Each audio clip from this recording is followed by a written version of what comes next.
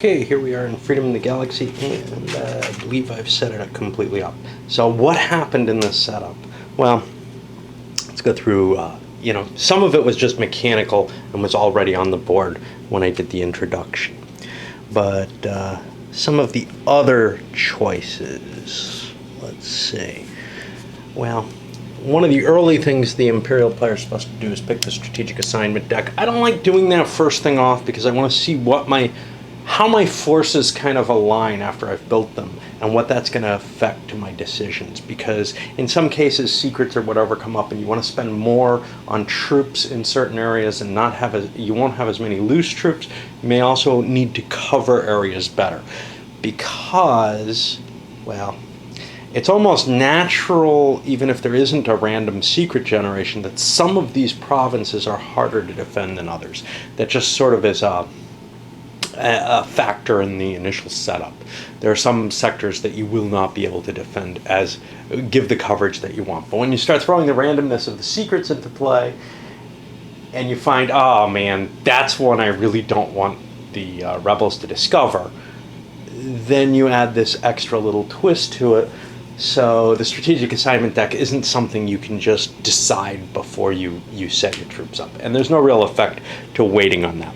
So what the Imperial player does is he gets 70 points worth of stuff in the Imperial center and 35 in each of the other provinces. Now, that 70 points in part accounts for the fact that there's no taxation and essentially no galactic stage in the first turn of the game. Well, there's no resource phase. I don't know if there's actually a galactic stage in the first turn of the game. And so he's already got the income from that, essentially. That's the status quo situation at the beginning of the game, though. Now, the other... What else was I going to say? I don't remember. What have I done with that? Well, in a lot of cases, I tried to cover what I can. You'll notice I've turned up PDBs. In some cases, I even expended to increase them. The reason for that is it makes the rebels' life a lot harder as they're trying to kickstart things. Once they get a rebellion going, if they get a rebellion going, it can cause problems. That is what the variant designer points out. And actually, I'm not sure how much, because I am going to tamper with the rules there. But the thing that they do manage to do is they manage to provide difficulties for the rebels in landing with the detection table. They give a chance for interceptions and for damage to occur. Actually, I don't know if you use this in the Galactic game. I don't remember. We'll see. This is how I actually like to play games, is without learning all the rules to begin with, just start playing it. So I also kind of do some of my decision making not entirely, calculating everything out here. I make best guesses. So in some cases, maybe I could have allocated more efficiently. But I'm not too worried about that, certainly not from the Imperial point of view. And even from the Rebels, I chose my planets maybe not with the best, analysis in play. Because honestly, if you put all that analysis in, you would have to assume your opponent does too. And then you end up with this, okay, well, this is the optimal one. Now I'm playing rock, paper, scissors, or a guessing game because we both know what's optimal. So in a way, it's kind of better just not to do that, because it ends up a guessing game anyway, unless one player does the analysis and the other does not. Let's see.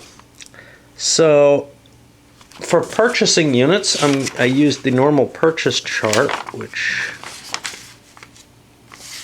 it's got to be somewhere here. Here, the force pool point cost chart. So those 70 points come from these. Now, I can't buy any of these special atrocity type units. Actually, I don't think I was allowed to buy elite navies either. I always buy a couple elite navies and then find out I'm not supposed to. I've got to look that up. That may mean a couple extra points. But I did go heavily towards space combat power, because one of my main goals as the Imperial player is to interdict the rebel players travel. Now that may not work so well with what I'm planning on doing with the rebel, which is to kind of coordinate my forces away from where the Imperial player is actually allowed to play his pieces. Normally I'm all spread out. That's how you start, one in each sector, one little rebel stack in each sector. But if I can kind of get those away from where the Imperial attention is, even though they're kind of clustered, they can actually support each other better that way as well, and they can shift characters. One of the things is some of the characters are automatic, so you get Bocanegra and his ship. You get this entire set all by itself. You get Lai Mantok and his ship. You get Turag and his ship. But then the other characters are all kind of random. You get a pile of random characters who may not necessarily be the group you want working together. Some kind of interesting things. So Scott Rubel is one of the best pilots in the game. I got him at random. He's not terribly good for anything else. But I already have a decent pilot in Bocanegra. The navigation rating is the pilot rating. And he's good at combat, Bocanegra. Brittany is excellent, is also decent at combat, but she is an assassin. I have no one in there who has really diplomatic skills. I have some muscle and some flying power, but that's it. So that group isn't really terribly useful towards raising a rebellion. On the other hand, this group over here, I have a good pilot who's good at combat. I have Turag, who's a pretty good combat. Now I have a shitty ship, and you always start with this sucker, and you want to get rid of it and replace it as soon as possible.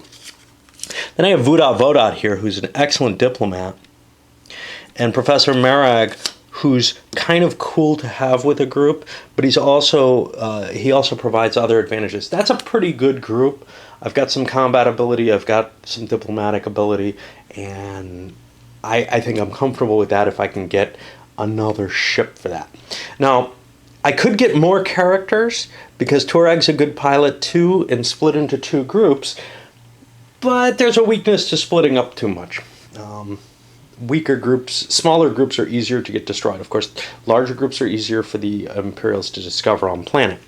Over here, what do I have? I have Adam Starlight, who's a good pilot.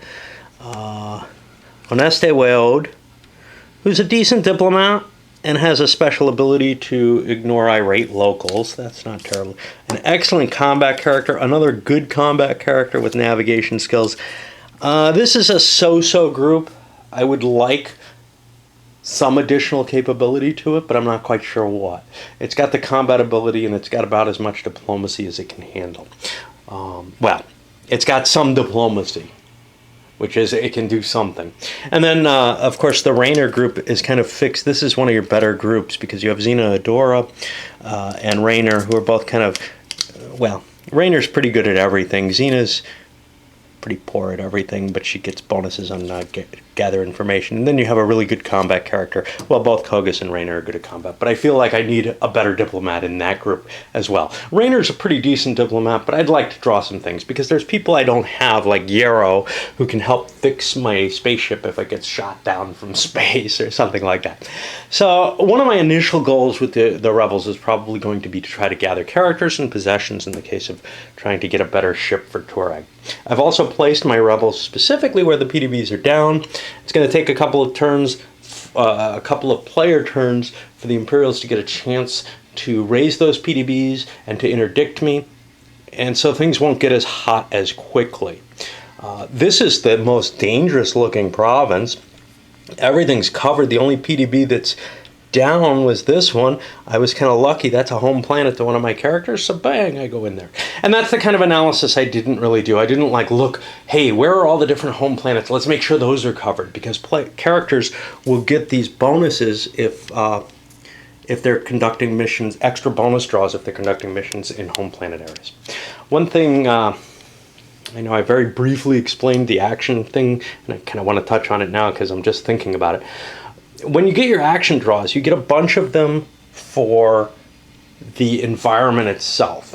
And you might think, wow, I'm more likely to succeed if I have a lot from that environment. That's not necessarily the case, because you get events along with those, which means that some of those events, many of them are negative, and you're more likely to get a bad event or have your mission just canceled automatically in a big zone. On the other hand, your bonus draws are just that. You're just drawing to see if you got the correct letter there, and you'll see how this kind of works. So sometimes it's better to have a lot of, well, it's always best to have a lot of bonus draws. And if you do, you kind of want to go where there's not going to be a lot of chance in there, where your bonus draws are what drive things. Of course, there's also the effect of terrain. We looked at that on this little bit of analysis here, which indicates, hey, this is my chance of success out of the deck. All right, just some thoughts there. I think we're about ready to get started, though. Okay, so let's start. We do the galactic stage. We just ignore the resource phase on the first turn because there's not going to be any taxation, and the Imperial player has no other money. There's actually a problem with that, which is that he has to pay... crap, I was going to look up those elites, because you have to pay maintenance on the elite units, and he wouldn't have money for it. So I got to make sure that I'm right that they can't be there, and then I have to replace them. Hold on. So actually, it was very easy to find out. They are allowed to take them. Not suicide squads or atrocity units, but they are allowed 2 elite units in the first province and 1 in every other province. I am well within those barriers. You are supposed to pay a maintenance cost on elites. They cost 1 resource point each. I'm going to forego that. That's obviously, not able to be done in the first turn because you can't actually have that extra cash. You can't keep cash between turns. Well, I'm sorry, at the beginning of the game. Between turns, you can keep stuff on your track, and it's very useful to do so sometimes. All right, so we'll just ignore that little inconsistency. And we go to the Galactic Events stage. We draw one of these, and I always turn them upside down because I draw and they don't. Okay, they worked there. Great. All right, internal racial disputes among the Canes. Ooh, there's something I forgot to mention about some of the rules. So I forgot to mention how loyalty works. You're going to be doing missions and transferring loyalty. But there's this really clever idea in the game, which is that when you turn the loyalty significant numbers of points, or when you put a planet in rebellion, or when you put a planetary stabilizer on a planet, other people might react to that. People in the same system and people of the same race. And it's especially important if it's the homeworld of a race. So for example, you'll see here, it says Xanthons. That's one of the major starfaring races. Well, that happens to be their homeworld. Any planet that has Xanthons on it, and most of them will just, all except the homeworld, will just say it here. For example, these are Fons. They're not really a major race, but we can look for one that has a major race on it. Pyorads are a major race. Okay, and they're in this environment, but they are not, this is not their home planet. Somewhere or another there's their home planet, which is over here. Now, if I shift the loyalty significantly on a Pyorad planet, it can affect other Pyorad planets. If I shift it on their home base, it affects all of the other Pyorad planets more extremely. Anyway, I'm not going to go into the details of the mechanics of that. My time to do that would have been during the introduction, and I wouldn't have done it then anyway. Okay, so internal racial disputes among the Canes supersede any Imperial problems this galactic game turn. The loyalty markers on any planets occupied by Cane race may not be moved at all. Cane characters may not be included in any mission groups or be named as a leader this turn. They may be moved and may heal. Now this is a big deal because the Canes include Barca. They're these dog-like guys. The Imperial Cane. And they also include, and this is the sad part, Kogus, which is Xenodor's bodyguard. He can't go on missions. That's going to be a real pain in the butt. And I'll flip him over to remind me of that. That's going to be a real pain in the butt for that particular mission group. It's all, and that lasts the entire game turn. Barca, not so big a deal, although he is tremendously useful in moving this stack around effectively with his space leadership. The other thing that comes up is the strategic assignment, and we see what I picked. See, I'm clever, I'm doing it correctly now. Province 1 to Province 3, that means there are going to be, movement is essentially free between those two provinces. Everywhere else, I'm only really allowed to move to the capital in a province. I can't cross provincial boundaries, but I can also move to a planet in rebellion, I think. So there's some, level of reactivity.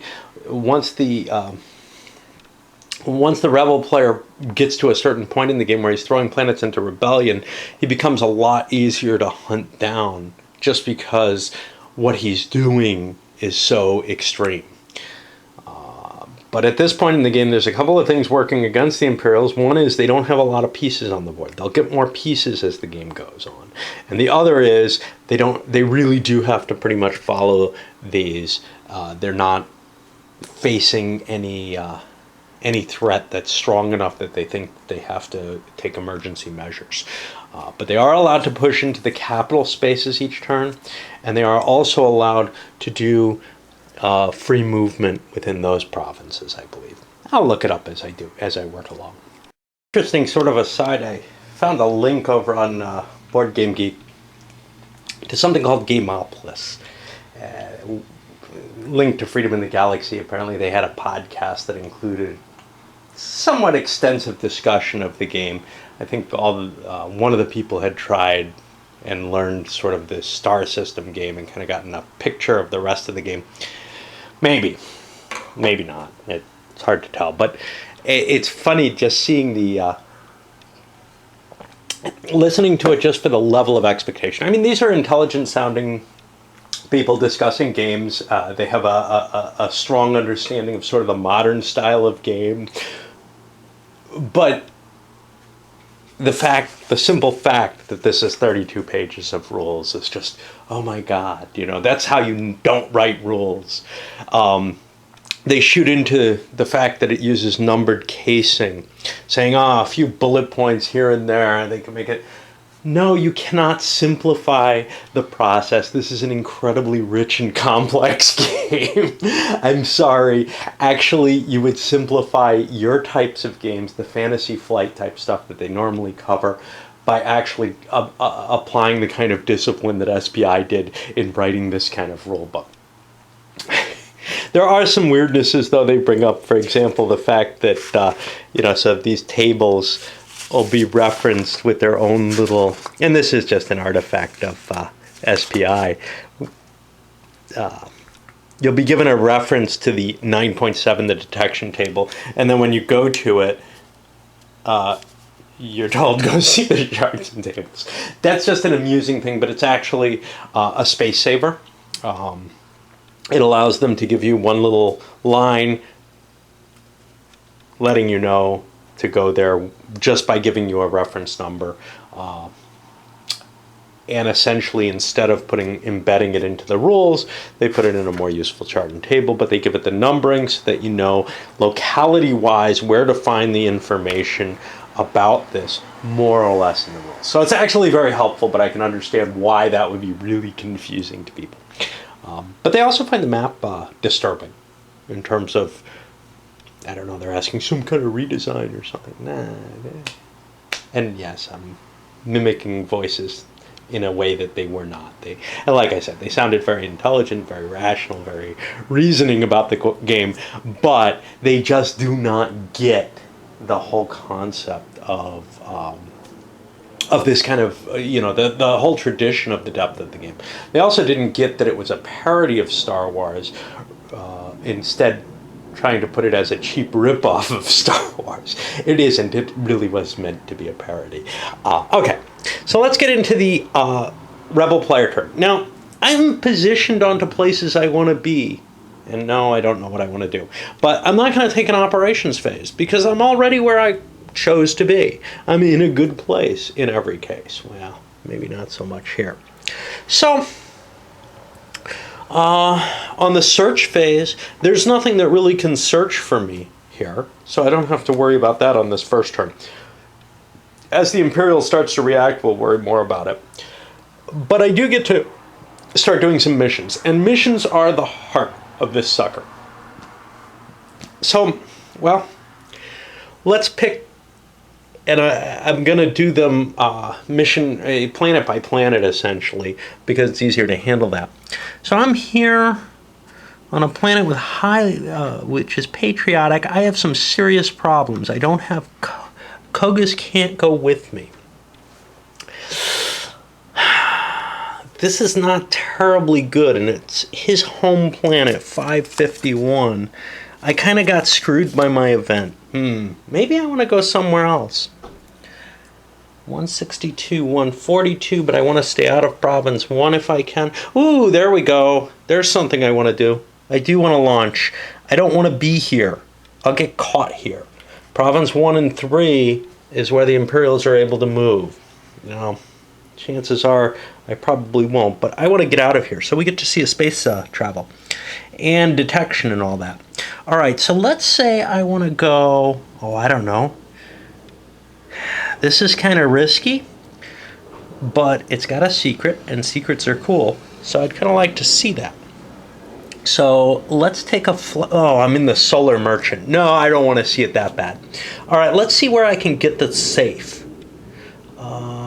I think the Imperials are allowed to travel within their own system. So let me see if I can get this far. 1, 2, 3, 4, 5 planets away. Five jump spaces away. And that'll be... Subtract the navigation from the hyperspace rating. Well, navigation, there's no bonus for this. This is Ranjima. That'll be 5. So that gives me a 0. I'd be rolling a die. I've got a fair chance of going off course, but it's not going to be too bad. So I'm going to take that because I want to get out of where I am. And this is at even. I roll a 3, which means it's safe. So I'm going to fly 1, 2, 3, 4, 5 to here. Since I'm safe, I go here. Now there's no PDB up and there's no spaceships to hunt me. So I'm going to land. I wonder if I could have gone someplace useful to me. I'm going to land here, and I'm going to land down in there. All right. So that was my operations phase, actually. Now, I could have 433 over here was a home planet of mine. I could have maybe gotten there. I didn't chance that. This is the kind of thing, though, that you kind of...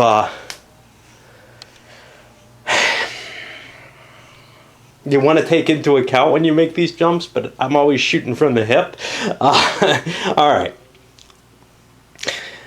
Let me think about what I want to do for an operation. Well, I'm going to have to think a little bit for this. I can't, I haven't really taken all of the missions into my head. So rather than watch me kind of paw through them and mutter to myself, what we're going to do is we're going to put the dice here. And I'm going to consider what my options are at one of the planets and then come back. Hey, that wasn't too hard. I'm picking this group first. Bocanegra, Brittany, and Scott Rubel. And this is planet 232 up here, which happens to be, I think, Brittany's home planet. And when I looked over, well, home planet bonuses, there's a whole sequence of things that she's going to get.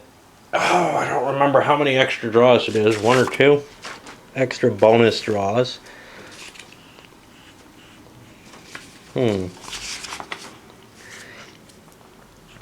Yeah, this is what happens when I mostly remember a game rather than have to work my way through the rules. I'm going to have to... Home planet, does that tell me anything?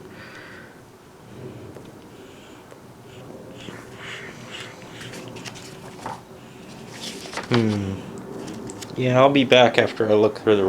It turns out that's not in the mission general section, it's in a special section for characters home planet. She's not considered royalty anywhere, she's just average job. And the mission I want to take, because I have a small group here, is I want to take the gain characters mission, which she'll get an extra piece on. And no, I'm not going to worry too much about the distributions there. They can be useful, but I know I need to do this. If the mission letter comes up, I'll draw a character at random. Okay.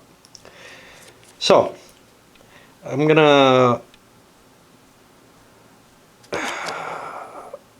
Looks like there's no special bonuses here, except for the one that I get. Let's see if... Doesn't look like I have any other special bonuses. So I'm going to draw 4 cards, and there's a lot of reshuffling in this game. One of the options in the variant set is to use a bunch of chits for these. But let's see. I am in an urban area, so I looked this up and I got a G. That's a success. That's good enough. I only need 1, so I'm going to call the rest of the mission off here. But I got a problem. The civil war breaks out. The populace blames the phasing player. If the loyalty marker is 1 or 2 in my favor, it goes to neutral. If it's in rebellion or not in my favor, I ignore the event. Well, it's not in my favor, so I'm okay here. And now I get a random character, and I'll be shuffling these, or... Since I only have 6, I'll simply roll a die from the top and see what we get. Okay, we got Dr. Sontag. He is a healer. He's got a high intelligence, which may be important. Bocanegra may have a high intelligence. No. So that's a very... Oh, Brittany does. That's a very useful guy. He gets 2 bonus draws on gather information. But everybody went on that mission. Ooh. I have extra bonus draws from this bag of gems that I have here. Okay, now, before I do the next mission, I start shuffling these cards again. Like I said, lots and lots of shuffling. Each time that you're going to do a set of draws, you have to reshuffle. So I've done this mission, and now I got to pick another place that I want to do a mission. We'll look over here. I'm low on characters in this group as well, and this is important. I have enough passenger space on my starship. You got to always worry about that. So like the planetary privateer only holds 6 people. That's kind of problematic. Most of these others hold, well, this is horrible, but hold enough people on board the ship that you don't really have to worry too much about. You want to have big groups of people. But because of the low number of people I have, especially right now, I'm a little afraid actually, but I have this Servac, which allows me to add 1 to intelligence. Well, that's not going to help tremendously much. So unfortunately I have 4 picks here. That's enough to get dangerous in. But I'm going to do the same gain characters mission here. No bonuses here, I don't think, because that's Kogas's home. I can't use him for this. And I am in the wild now. I get an RQ, Irate Locals attack. Uh-oh. All right. Now, we look at what our locals are. They're Canes, who are starfarers. So they'll be armed with real weapons. That's not good. We look at the Irate locals. Canes will be here. The terrain type is wild. So we're going to be facing a 7-6. Now, I'm going to use these dice to mark that now. I usually use scrap paper for these guys, but we'll just use dice for them. So that's going to be what? That's their combat value and endurance. And they're automatically armed with guns because they're a starfaring race, which means, damned if I remember, I think combat damage is doubled. Now here's my problem. I have Raynor and Xena, and that's it. And Raynor and Xena are not a good combination. They're only 6-7, which is slightly worse than this. What we're going to do is go to the character combat sequence, which is similar to what you have back in War of the Ring, not surprisingly. Let's see if we can find that.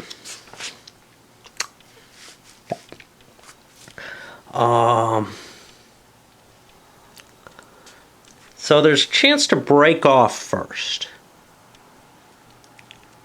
Right? Let's see. We've got a firefight. The attacker is going to be trying to kill because it's not really Imperial troops.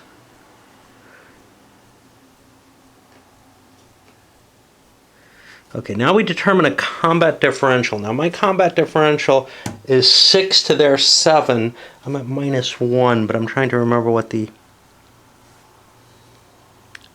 firefight effect has on this. Jeez. Yeah. Okay, 12.31 is types of... When a squad is attacking, when I rate locals, the combat is a firefighter or hand-to-hand.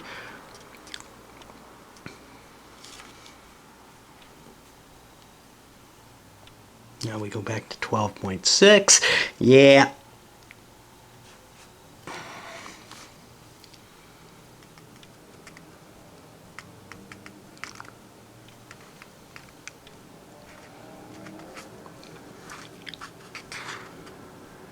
Okay, the combat results will be doubled. Now, we want to do a break-off if we can. And what we have is 2 active characters. There's a good chance I'm going to lose my 2 characters here. I have a strength of 6, so I'm at -1 on the differential table. And if my characters are active, to break off means that I need a 3 or less, I believe. I could just duel it out. I'd probably lose that. Well, it'd be about a 50-50 chance, and that's what I've got just to get out of here unharmed. I succeed in getting away, so I don't have to worry about the firefight. Otherwise, I'd be doing rounds of the firefight with rounds of attempting to break away. So that's 1 out of my 4 cards. I draw another one. I'm in the wild. DH. The Imperial player may commit an atrocity on this planet. Well, if I had an atrocity unit set up on this planet, I could do it, but I do not. You need to be doing missions. Someone needs to be doing missions in order to generate an atrocity. Here's the third one. Disagreeable food substance. No bonus draws taken in this mission phase. And now this is my 4th and final chance. One mission group stumbles on an enemy squad. If there were military units here, I would go to the squad table, which is over here based on the total strength points there, and I'd get another unit and go to then the combat table. But I didn't, and essentially I have failed, whoops, to get any action successful there.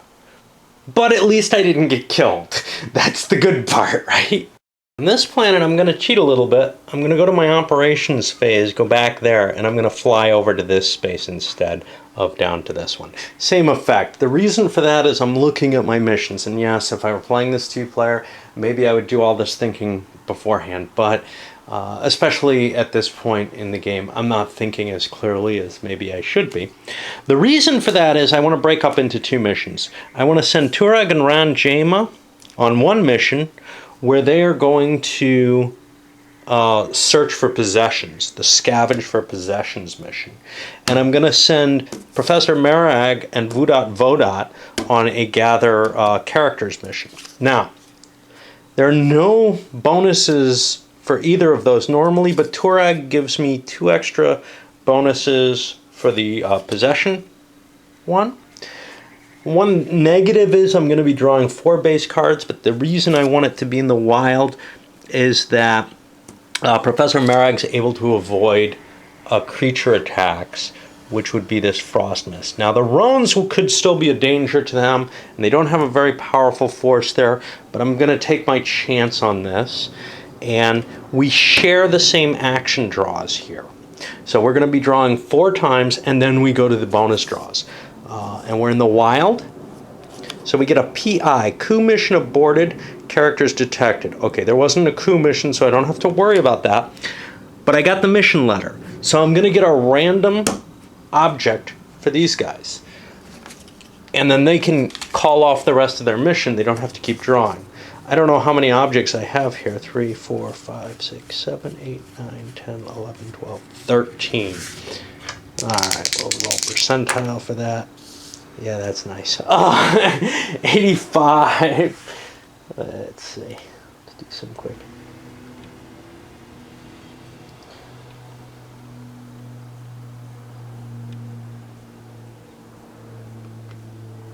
So 78. That's a 7 down, I say.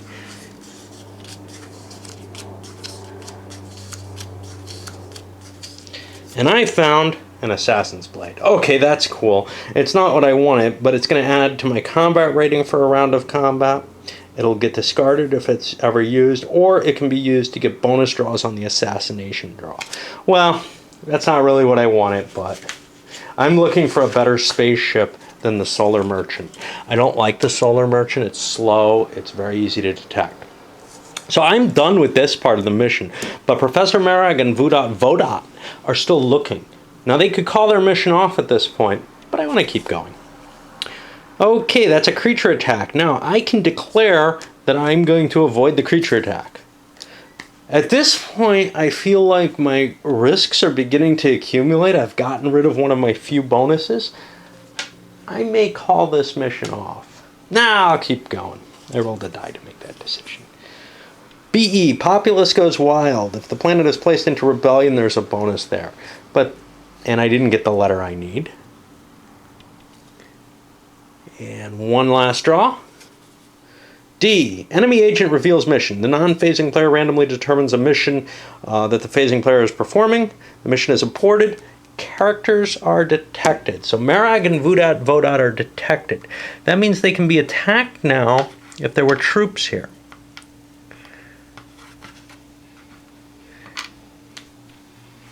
And now to my final mission group, which I have to divide and figure out what I'm going to do. Over here I've decided to split into groups again. Lymantok and Fruncental. They'll be in one group, and the other two, Adam and Odeste, in another. Adam and Odeste are going to do the gain characters mission. I think I've got room for more, and it's always good to have more. The only question is splitting up. Now this is his home world, so he's going to get an extra draw, and you usually don't get any on that. And he also has the special ability of ignoring irate local attacks no matter where he is, which is kind of cool. Lion Froon, and this is kind of a shame because they're my big combat guys. I'd like to split them up. I think I'd be a more balanced party. What if I meet a monster here? That would be terrible. Well, at least for this group, it gets randomized which group it is. But these guys are going to go together to do a Form Rebel camp. B, the idea behind this mission is to create a little rebel camp marker that acts kind of like a character in that it can perform its own missions. Now, it's got a problem, which is that once I get the loyalty down to dissent or unrest, it no longer can operate. But it can soften up that planet for me, and I can go leave and let it operate on its own. It's got a limitation to the number of missions it can do. It can only do CDFIST. These should be in order. C is coup. D is diplomacy. F is friendly captured. I is gain information, which wouldn't work here. S is sabotage, and T is subvert troops. So for the most part, all it can really do for me is diplomacy. But I can leave there and try to decrease the loyalty of that planet. Of course, that will eventually get rid of the rebel base. But there's nothing else it can really do because I don't have any Imperial presence there. If there were Imperial troops there, I could try to find out information or something. But if the Imperials show up there in enough force, they destroy the camp. It just closes shop. All right, so what do we have here? Well, we have a lot of base initial draws. We have 6 base draws. On the plus side, we get 1 bonus draw for Oneste. And gain characters, you kind of want a big environment. It's easier to find things because you don't get bonuses. But over here, I get under... there it is. Under B, I get bonus draws equal to the environ size... equal to the leadership rating. Now let's see. Yeah, that's how it goes away. Okay, so I'll get the leadership rating. My leadership rating is 3, so that's 3 bonus draws. Plus Froon has an extra bonus draw for Rebel Camp mission. So I'm going to get a bunch of bonus draws off that. But I got to make my way through those initial 6 draws. And we're in a special environment, underwater actually. P, local connections expedite missions. All missions get an extra bonus draw. That's kind of cool. Of course, all bonus draws could be canceled out by another card. CS, weather disturbances hamper enemy operations. The non-phasing player may conduct no searches. Populace goes wild. And usually you can flip through these and just say, you know, I know what's going on. B. B is one of the letters I'm looking for. But irate locals attack one of these groups. Okay. Well, Oneste ignores irate locals, but only if they attack his group. So odd, even. It is Oneste's group, so I can ignore it. And I got a B. I think that's all I need. Yep. So I can say this mission is completed. Otherwise, it could still get canceled if I keep drawing for it. So that's done, and I only get 2 more draws for the gain character. And I get one, but a creature attacks me. If there's no creature there, I'll be attacked by a sentry robot. So I've got to fight a battle, and then my mission succeeds, assuming I survive it. So, what do we have for a creature? It looks like we have Snorkus. And now here we see one of the mystical fun things in this game is, I gotta look here. By the way, that's my secret base. It shouldn't be near the Imperials, so look at it if it's there. Okay. Actually, I have no idea where it is, and to tell you the truth, the Rebel player doesn't much care at this point in the game. Let's look up my Snorkas. What are they? Sentient poisonous seaweed-like growths. And obviously, this is the only thing you face on this planet. And it's only on one planet, but it adds a little bit of flavor. They can do great harm, but are rather fragile. Attack with a strength of 8 for 1 round, and then they're destroyed. No defender break-off. Okay, so a strength of 8 versus my strength of 3. This is going to hurt. It's a monster, so it's hand-to-hand, and I have to take it. I can't slip away. So 8 to 3, well... 8 to 3 says it's a difference of 5. Now, this is the attacking force. I don't actually have to attack back. And I roll on here. 6. I take 3 3 wound points. Now, Oneste only has 3 endurance, so he would be dead if he ate it all. Adam has 4 endurance. I'm going to actually take it all on Adam. That restricts some things. It means he doesn't want to go on missions until he heals. I don't have a doctor here with this group, so he's going to avoid missions and just take a healing. He is able to heal 1 point per mission phase that he skips out on. But Oneste's home planet is right here, so that's of some value.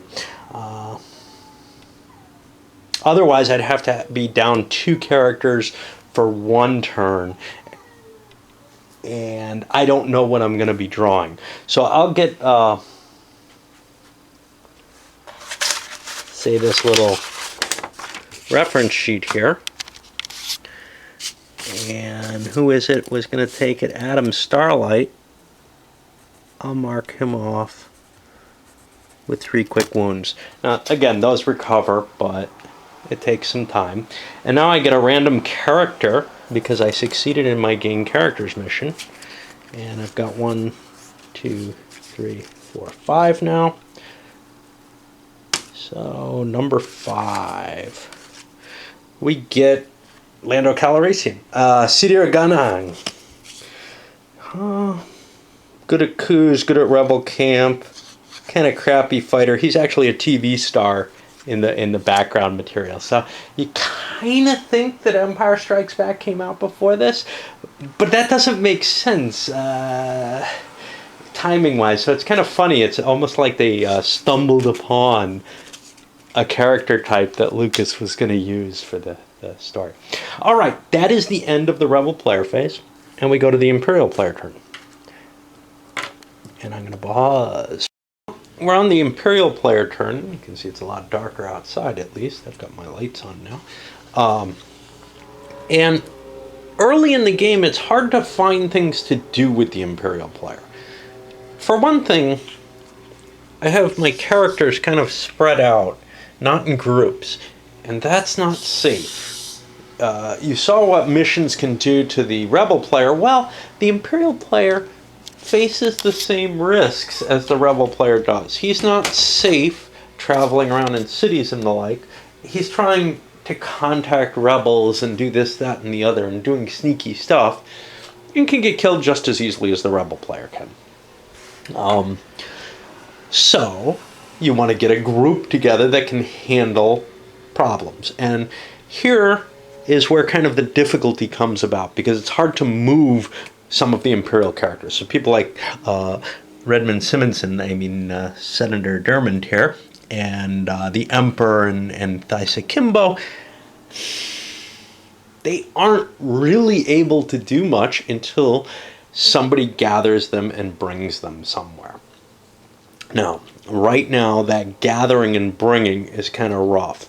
I have my 4 Imperial Knights, which are kind of spread out, and a couple of loose people like John Cadou and Gelba, who are useful, but I need to pick them up. Now, my movement restrictions in the Imperial game, I just looked at them, I believe only affect military units. No. Imperial military units and characters are all limited together, which means I can't even fly my characters to different places for the most part. Now, I could go pick up the Emperor here. Provinces 1 and 3 are available. Next turn, I get to act again, though.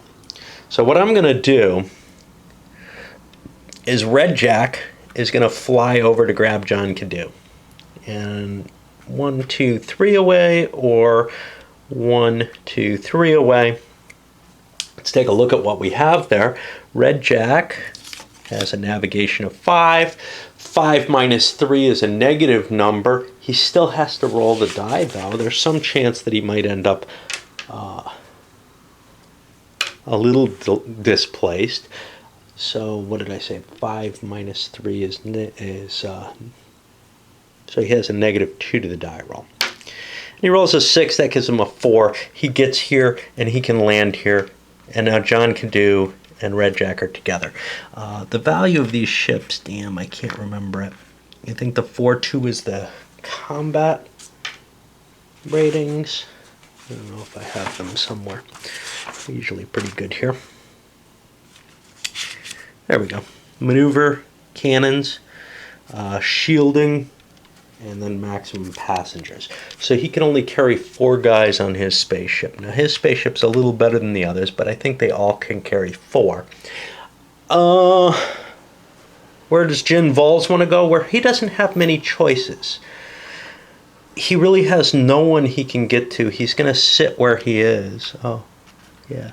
He's going to sit where he is out on his spaceship because he can't really move anywhere except the capital or where there's a home planet to a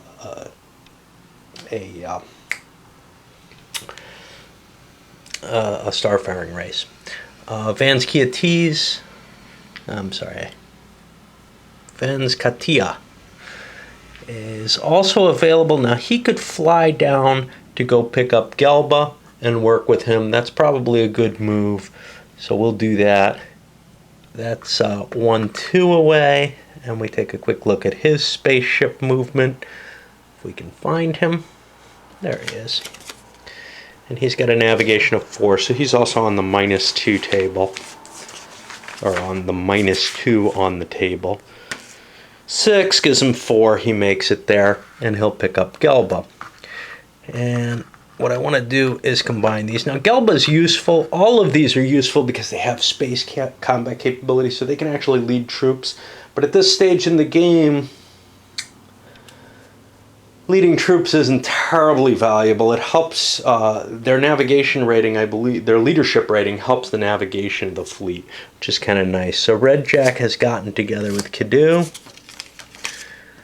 and Vanskutes has gotten together, or Katia has gotten together with Gelba, and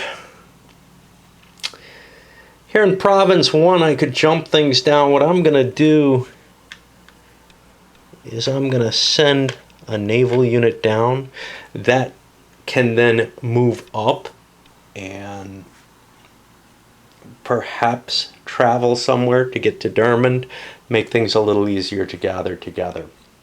What I do have to kind of vaguely keep in mind is this next one, I'm not going to get to move from Province 1, so I may need to get, well, see, it's kind of hard because you've got these limitations on who you can move where. And over here, Els doesn't really have anywhere he could go that's useful. He'll stay where he is until such a time. And that's really it for the Imperials. They don't want to risk doing missions at this point in the game until they have some advantage. Now, they do have one big advantage, which is there's a clone world where they can go resurrect characters, but they have to do the game characters action to do that, and they need a decent sized group of characters to manage that action. So, we're going to push into the Rebel player turn. One of the things I wanted to do with the Rebels is to try to gather the characters. One of the reasons for that is so that I can optimize my groups, but also so that they can kind of work together. So towards doing this, I sent Bocanegra's group over here, and it made the jump correctly. Now I want to get Rayner's group in there as well, but he's got a problem. He's sailing up and he's facing a PDB. Now, I don't actually have to check this, but I'm going to go through the procedure just so that you understand it a little bit, because I haven't done it before. I just noticed I don't have to worry. The PDB is up. That means there's a potential search. There's also a potential search if there's enough naval strength points in an area. It takes 5 of them to get you to a PDB being up. Now, I have to worry about the evasion value. To get that, I look at the Star Cruiser, and that's going to be its maneuver value plus Rayner's navigation value.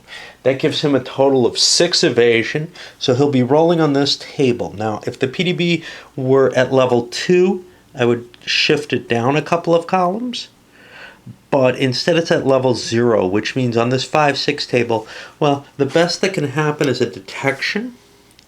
What does the little asterisk mean? If there were any squadrons there, they would be able to detach and attack. But instead, the best that can happen is a detection. So even if he's detected, then he goes into hyperspace and nothing could happen, so I'm not going to roll. Now with a level 0 PDB, he can't get Ds, he can't get DDs or Es, which are the damage levels that happen when a PDB fires on you. So he's going to get to make his jump, and it's only 1 planet away, and with his navigation of 4, that gives him a -3 on the table. There's still a chance though, but he makes it safely, and we'll land him here. And now everybody, if anybody had been detected, they'd be undetected at this point. I'm sailing into an area without a PDB so that I don't have to worry about that. As long as the Imperial player is going to give me places without a PDB, life is kind of good for me.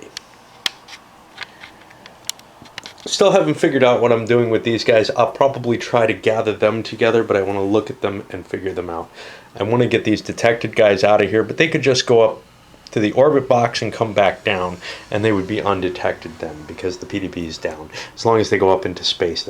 I chose to gather these 2 groups here at Lanica. The reason... the planet doesn't matter too much, although the wild is kind of nice because I'm going to do a possession run, try to find something better than the Solar Merchant. But here's the why that I wanted to get these guys together in particular. I have Professor Merrick. If I don't get a spaceship, fine. Turag's ship can be used for something. I can haul lots of people early in the game where I am, I can haul people into these down PDBs. I'm not unsafe with that, but I really want to get Merrick aboard. What is it? This is Adam Oneste Frun Lymantok. He's got the Explorer, which has a reasonable maneuver value of 4, which means I can slip into harder to get to places. It's actually the best maneuvering ship that I can have. And why is that important? Well, it's important because Professor Merag, if he's able to look at planetary secrets from orbit and reveal them. And that's a very powerful ability. It lets me know if I really want to go to that planet, if I want to run the danger and the risk of actually operating on it. Some of the planetary secrets you don't really want to go to. There's a trap, for example, which you absolutely do not want to land on. But there's other ones as well. So it's reducing the risk a little bit if I can get him aboard a ship that can avoid the detection routine so that he can explore these more defended areas. Anyway, that's my plan there. I haven't figured out what missions I'm going to do, but that's pretty much where we are. I split up into 3 mission groups here. You don't really see them. The force as a whole became detected by one of the events. One of the events canceled out. Confusing local protocol, which I don't think Blue.Vodot cancels out. There's like a protocol robot, C3PO, essentially, who can cancel that out, I believe. This little group was actually kind of a weird set because they have almost no combat ability. Professor Merrick with his 3 combat is the highest valued guy, but they combined Oneste Weodes, ignore all irate locals, and Professor Merrick, ignore the first creature attack. So that's kind of a nice combination there. A possession was gained again by Turag. This time he got the scanner, which reduces PDB effectiveness by a level during enemy detection, and adds to his hiding capability. So that is kind of a useful little tool. How I want to use that, whether Turag wants to take that himself with his kind of crappy ship, or if I want to give that to to Lai and use Merag where Merag is, and really be immune to enemy searches going into even where there's high PDB levels. It's hard to tell which one is more appealing to me. The other group, another good combat group, went looking for people. Now I've got somebody injured, and I hope it's not Adam. Yeah, it was Adam. I would not have brought him with me. I'm fine with Lai and Ran. So Adam gets to heal. Now, if I recall correctly, he only heals 1 point. I'll just take care of that. If it's only 1 point, I'll just erase a box on the little thingy here, if I can find my eraser. And if it's more than that, I'll let you know. Alternatively, I could use the Medikit of Tollus here, but on a 1 in 6, it's going to damage the Medikit, which means I would need to repair it then. I'm fine leaving Adam out of the group and just healing him, and it is 1 point, I'm pretty sure. And over here with Kogas still inactive because of the Galactic event, I split things up. This happens to be Scott Rubel's home planet, so he went on a game characters. He was looking for buddies or something. He didn't succeed with that. He only gets 1 bonus draw for that, but I really want to get more characters in play. And this group went on a diplomacy, and I forgot to use the gold. I get 2 more bonus draws there. Okay. The diplomacy mission gives tons of bonus draws if you're decent at it. So 1 character's diplomacy plus 1 per each other character, plus the current loyalty rating, which I think actually was a penalty, so I wouldn't have drawn for that. That's 15.11. I probably screwed up that.